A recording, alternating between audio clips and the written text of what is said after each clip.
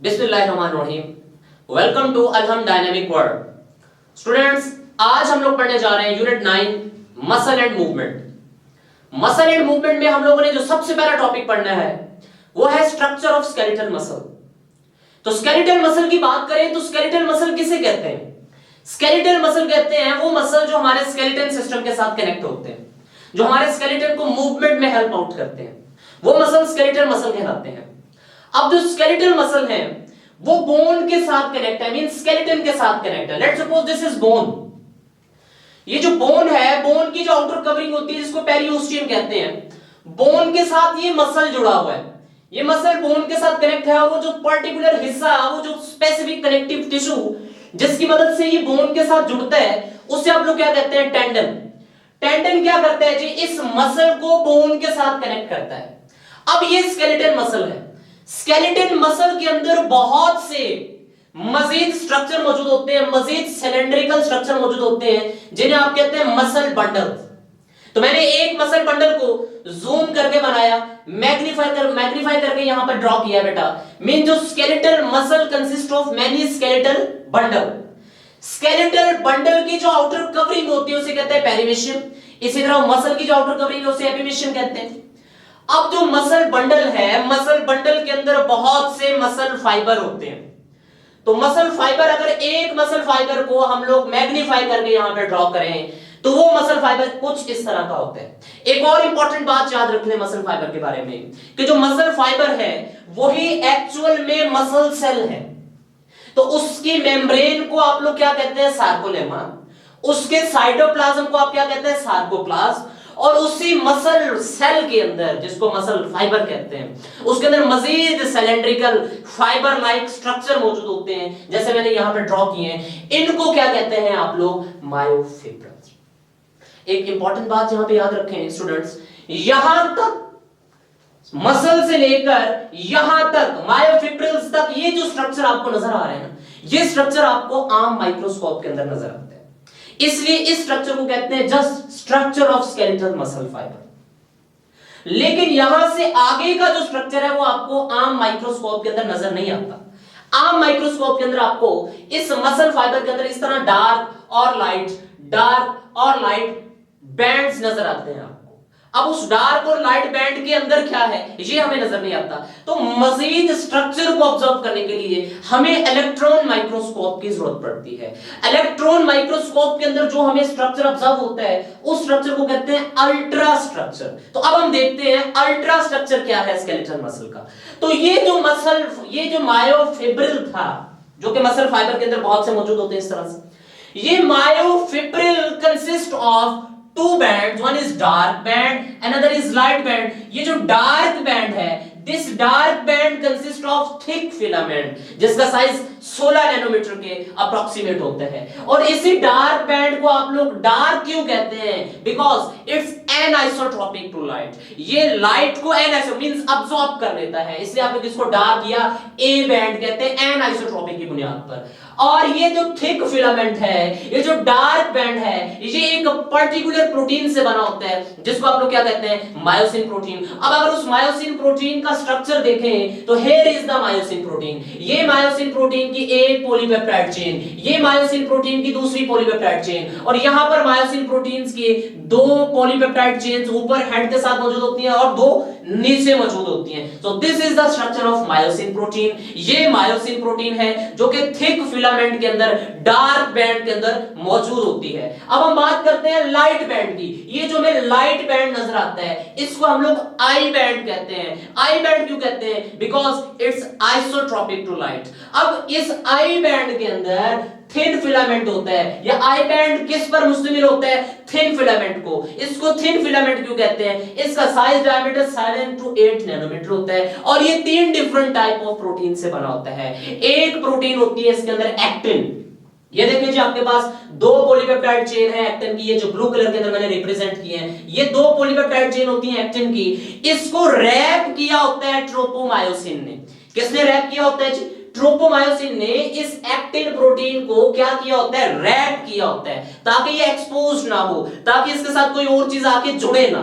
अब इस ट्रोपोमायोसिन के साथ ये जो रेड कलर की प्रोटीन जिसने रैप किया हुआ है एक्टिन को, इसके साथ एक और प्रोटीन कनेक्ट होती है, उस प्रोटीन को कहते हैं ट्रोपोनिन। ट्रोपोनिन की 3 पॉलीपेप्टाइड्स अटैच होती हैं। अब यहां पर जरा आपने फोकस करना है, ट्रोपोनिन की जो पहली पॉलीपेप्टाइड है, first troponin is attach with actin. पहली ट्रोपोनिन किसके साथ अटैच है? एक्टिन के साथ। दूसरी troponin is attach with tropomyosin. दूसरी ट्रोपोनिन किसके साथ अटैच है बेटा? ट्रोपोमायोसिन के साथ। आप देख सकते हैं यहां पर रेड कलर प्रोटीन के साथ अटैच है। जो थर्ड ट्रोपोनिन है, वो थर्ड ट्रोपोनिन उस ट्रोपोनिन के साथ जुड़ती है जो फर्दर किससे जुड़ी हुई है? ट्रोपोमायोसिन। मीन ये देखिए, ये तीसरी ट्रोपोनिन है, ये ट्रोपोनिन किसके साथ जुड़ी हुई है? उस ट्रोपोनिन के साथ जुड़ी हुई है जो फर्दर ट्रोपोमायोसिन के साथ अटैच है। तो ये आपके पास स्ट्रक्चर होता है, ultra structure of thin filament. अब अगर हम लोग जरा ये जो डार्क एंड लाइट बैंड है इसको मजीद मैग्नीफाई करके समझें तो इसके अंदर एक्चुअल प्रोसेस क्या होता है, इसमें जो थिक एंड थिन फिलामेंट की अरेंजमेंट क्या होता है, तो जरा देखें एक स्कीमेटिक डायग्राम हम लोग यहां पर ड्रॉ की हुई हमने। ये देखिए जी, ये जो आपके पास रेड कलर का जो मैंने फ्रेगमेंट ड्रॉ किया हुआ है, this represent thick filament and this blue represent thin filament. आप इनके साइज से भी अंदाजा लगा सकते हैं। तो ये हमारे पास थिक फिलामेंट है बेटा और ये हमारे पास थिन फिलामेंट है। तो अभी हमने डिस्कस किया जहां पर थिक फिलामेंट मौजूद होगा, जिस हिस्से में थिक फिलामेंट मीन जिस एरिया तक थिक फिलामेंट होगा उसको आप लोग क्या कहते हैं? ए बैंड कहते हैं। अब जरा फोकस कीजिएगा बेटा।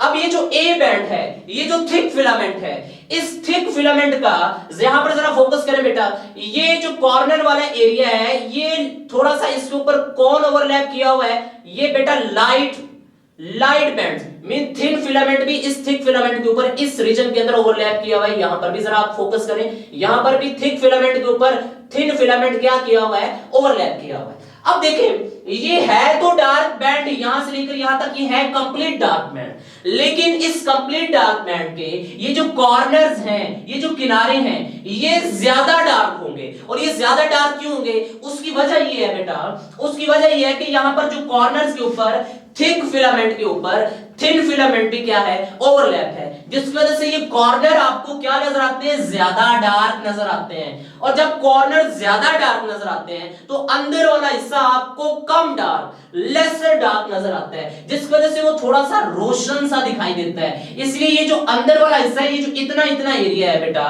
ये वाला एरिया यहां से लेकर यहां तक का एरिया, इधर यहां से लेकर यहां तक का एरिया, ये जो डार्क बैंड का ये एरिया है, ये थोड़ा सा लाइट नजर आता है आपको। इसलिए आप लोग इसको हेनले जोन या एच जोन कहते हैं। डार्क बैंड का वो हिस्सा जो दरमियान से लाइट नजर आता है, वजह क्यों? क्योंकि कॉर्नर ज्यादा डार्क हो गए ना ओवरलैपिंग की वजह से, वो जो लाइट रीजन है उसको आप लोग कहते हैं एच जोन। अब ये जो थिक फिलामेंट है, इस थिक फिलामेंट के ऊपर और थिक फिलामेंट है, उसके नीचे और थिक फिलामेंट्स है। तो बेटा ये जो थिक फिलामेंट्स की प्रोटीन है ये डिसमेंगल हो सकती हैं। जब मसल मूव करेगा तो ये उस दौरान क्या हो सकते हैं? डिस्टर्ब हो सकती हैं। तो फिर बेटा इनको एक पर्टिकुलर प्रोटीन्स के साथ कनेक्ट किया जाता है, वो एक लाइन की शक्ल में इनको क्या करके रखती हैं? जोड़ के रखती हैं। और वो जो इन थिक फिलामेंट यानी कि इस डार्क बैंड के दरमियान में जो लाइन आती है जो इनको फिलामेंट्स को कनेक्ट करके रखती है, थिक फिलामेंट्स को, उस लाइन को हम लोग कहते हैं एम लाइन। तो ये तो बात हुई ए बैंड की,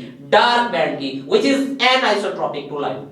अब बात करते हैं लाइट बैंड की, जिसको हम लोग कहते हैं आई बैंड। अब ये जो आई बैंड है, जहां जहां तक थिन फिलामेंट मौजूद है, ये हमारे पास क्या है? ये हमारे पास लाइट बैंड है, आई बैंड है। आई बैंड इसको किस वजह से कहते हैं? इस वजह से कहते हैं because it's isotropic to light. अब आई बैंड के दरमियान में भी टी ट्यूब्यूल्स पास कर रही होती हैं। एक तो ये बेटा इलास्टिक प्रोटीन्स होती हैं जो इनको कनेक्ट करके रखती हैं इन लाइट फाइबर्स को, फिर टी ट्यूब्यूल्स का भी सिस्टम मौजूद होता है। आप जरा यहां पर फोकस करें, ये जो सार्कोलेमा थी ना बेटा, ये सार्कोलेमा बेटा स्ट्रेट नहीं थी, ये बिल्कुल सीधी नहीं थी, इसके अंदर इन्वेजिनेशंस होती हैं। ये जो इन्वेजिनेशंस होती हैं क्योंकि ये टी लाइक स्ट्रक्चर बनाती हैं, इन इन्वेजिनेशंस को, इन ट्यूब्यूल्स को टी ट्यूब्यूल्स कहते हैं। तो ये सार्कोलेमा जो है वो इनफोल्डेड होती है टी ट्यूब्यूल्स की फॉर्म में, और इसी सार्कोप्लाज्म के अंदर इसका रेटिकुलम भी होता है इस फॉर्म में, जिसको आप क्या कहते हैं, सार्कोप्लाज्मिक रेटिकुलम। नेक्स्ट देखेंगे इसके क्या कैरेक्टरिस्टिक्स हैं, लेकिन जरा बात पे फोकस कीजिएगा। हमने कहा आई बैंड, आई बैंड के अंदर ये देखिए जी, ये टी ट्यूब्यूल सिस्टम, तो यहां पर टी ट्यूब्यूल सिस्टम यहां पर भी फैली हुई होती हैं, इनका डिटेल फंक्शन होता है पूरे मसल फाइबर के अंदर, ये टी ट्यूब्यूल्स का एक नेटवर्क फैला हुआ होता है। तो वो टी ट्यूब्यूल की फॉर्म यहां पर भी मौजूद होती है, दूसरा यहां पर इलास्टिक प्रोटीन्स भी होती है जो इन लाइट फाइबर्स को, इन थिन फाइबर्स को कनेक्ट करके रखती है। तो यहां पर ए बैंड यानी sorry I band light band के दरमियान में भी एक लाइन मौजूद होती है, जिसको आप लोग क्या कहते हैं, जेड लाइन कहते हैं। यहां पर भी एक जेड लाइन मौजूद है, यहां पर भी क्या मौजूद है, एक जेड लाइन, और इन दो जेड लाइन के दरमियान जो डिस्टेंस बनता है, distance between two consecutive z lines is called sarcomere, and the sarcomere is the functional unit of muscle. mean muscle का muscle कौन है, sarcomere. muscle का contracting unit कौन है, sarcomere. muscle का functional unit कौन है, sarcomere. and the sarcomere is the consecutive, बेटा sarcomere is the distance between two Z lines, और वो जी लाइंस जो एक दूसरे के नजदीक है, कंसेक्यूटिव है, distance between two consecutive Z line is called sarcomere, and sarcomere is the contractile unit.